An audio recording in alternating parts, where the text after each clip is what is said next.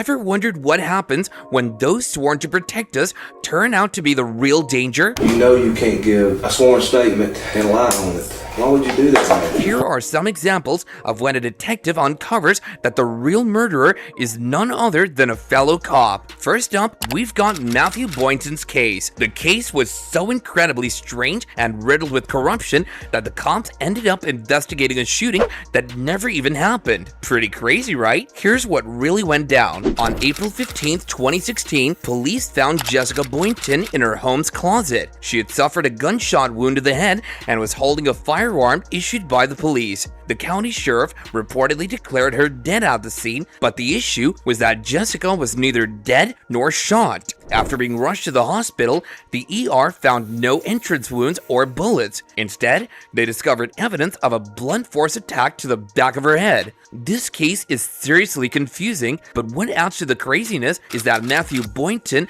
the main suspect, told the cops he had got a text from Jessica saying she was going to kill herself. So he rushes home, hears gunshots, and dials 911. Matthew was brought to the police station and grilled, but things took a turn when he got caught lying about a crucial piece of evidence. Take a look at this. Do you recognize that bag? Yes, that bag that Jessica let me use to put all my gym stuff in when we used to be together. Okay, so when's the last time you saw that bag? It's been a long time. Like I said, when I used to work out at, there's two gyms in Thomaston. I don't remember the name of it. I used that one, and I had a gray Nike bag I used to work out in. So I interchanged my stuff like protein drinks, powder shakes like pre-workout, workout shorts, pants, shoes, whatever. I'd put it in that bag or my Nike bag. You see, when suspects aren't being straight with the detectives, they tend to go on and on trying to convince them of their innocence. They think that if they spill loads of details, the detective will buy it, thinking there's no way a person could make all that up. But here's the thing actually, people who are actually telling the truth usually keep it simple and instinctual. They don't have to think too hard about their answers. Try to keep that in mind as the interview unfolds. So when's the last time you saw that bag? I mean, it's been a while. Like, I don't know an exact date. I don't know. I think my stepdad, he had it in the white trailer, and that's been a while. And he brought it, but I haven't been through it or anything. Put it in my storage thing in my house, which is like when you pull in the driveway. It's a little storage thing on the right. You open the door and it's got all my stuff in there. I declared that somebody out recently.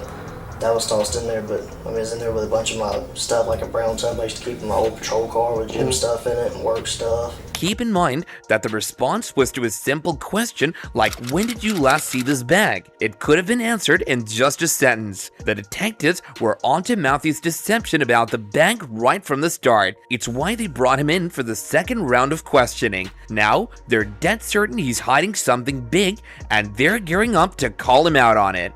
All right, Matthew. Known you a long time. When y'all were in the process of moving, and you moved into the house that you're at now, your residence, did you or did you not see this bag? Yes, sir. It's in my storage room in the garage. Now, why would I be holding a picture of this bag? I guess because Jessica brought it into you. Why would Jessica have it if you had it at your house? I don't know. I guess somebody got it from my garage or my shed. Who would have got it? There's a couple of people. Okay. I don't know All right. exactly who. The bag was completely filled with female clothes. This is one photo of it. That's not yours. No. This might not sound like a big deal, but it's the start of something much bigger. That bag and everything inside belonged to Jessica. So when they found it with Matthew, who said he had given back all her stuff, it proved he had been lying under oath yet again. What started as a minor hiccup now reveals a more troubling pattern. With Matthew's ease at lying about this, detectives now doubt the authenticity of almost everything he's told them. The bag was turned into us. We have possession of the bag. We have evidence that says it came out of your storage room. Is that true? Yes, sir. Is there anything you'd like to say? No, sir. Do you believe that statement to be accurate and true? Not now. Did you believe it then? No, sir. Matthew has pretty much admitted to snagging Jessica's bag and lying under oath. But But why? That's a whole other story, and we've barely scratched the surface of the assault angle. Why Jessica was discovered unconscious in her closet after supposedly texting Matthew about her plan to shoot herself is a really confusing question. Surprisingly, the police never delved into this aspect of the case, leaving it entirely unresolved. Matthew was charged with stealing and lying under oath, which led to his resignation from the police force after he was placed on administrative leave. However, he was never formally charged for his involvement in the events of April 15th, leaving many questions unanswered about that fateful night. Many have been left wondering why Matthew was never formally charged, but the most obvious answer points to potential police corruption, especially considering that the county sheriff happened to be Matthew's grandfather. It was the same sheriff who wrongfully declared Jessica dead at the scene. What's even more troubling is that Jessica's head trauma erased her memory of that night, leaving crucial gaps in the investigation. With these obstacles, it's likely that this case will remain unsolved forever. Now let's look into this wild case involving William Talley. It's May 11th, 2019, and the police get a disturbing call. It's about former police sergeant Talley having a heated argument with his girlfriend Kelly Levinson. Things escalate quickly, and he ends up firing shots at her. Then he takes off in her truck, leaving her there. Talley then begins to worry that he might have caused more harm than he first thought. So I don't know anything since then. So nobody's here has been injured?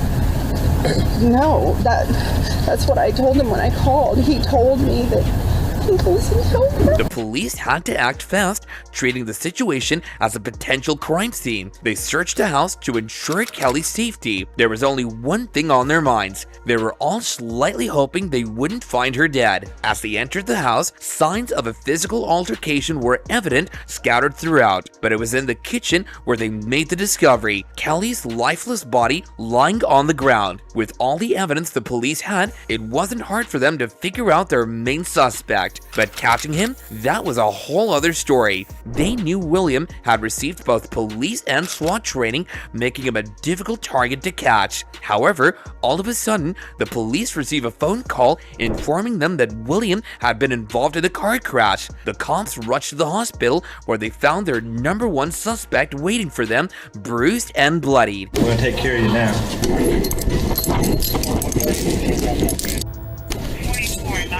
After William was released from the hospital, they wasted no time and took him straight to an interrogation room where the real investigation started. Can I ask what my charges are? Yeah, right now you're charged with murder. You're charged with violation of oath of office, and you're charged Who? with possession of a firearm during the commission of a crime. Who? That's what we're hoping you can tell us. Maybe once we start talking about it a little bit, It wasn't Becky, was it? Was it Kelly? well, Was it a cop? Hold up, did you catch that? So during the interrogation, William drops two names, Becky and Kelly. Now we all know Kelly as his girlfriend, but it turns out that William was actually married to another woman named Rebecca Talley, whom he'd been cheating on. It's clear that William looks dazed and confused, but whether he's putting on an act or genuinely confused remains uncertain. Given that he had spent several days in the hospital and was discharged only after being medically cleared, it's unlikely that he'd still be in such a foggy state of mind. Well, regardless, it seems to be keeping him calm, at least for now. and you can sign this. Someone's talking with me about things. Well, we're gonna get to that. That's what we're hoping to get to. No, I'm not talking until somebody talks to me. I can tell you who, if we can get started there. And it is Kelly. No! Don't do that. No! No! Tally, come on. Tally. Bill. Bill. No! No!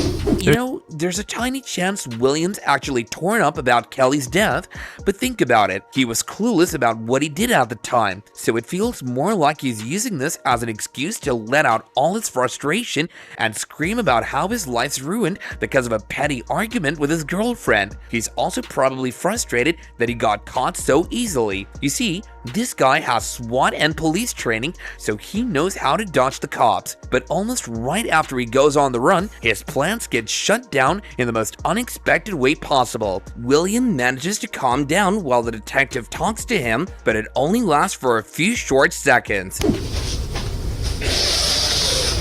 Here, let me get you some nasty.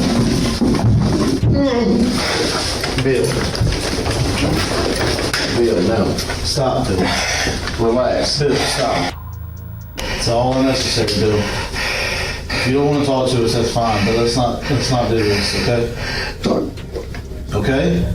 Just let's not do this. Who else took hurt? Right now, you're hurting yourself. I don't care about me. Well- Who else got hurt?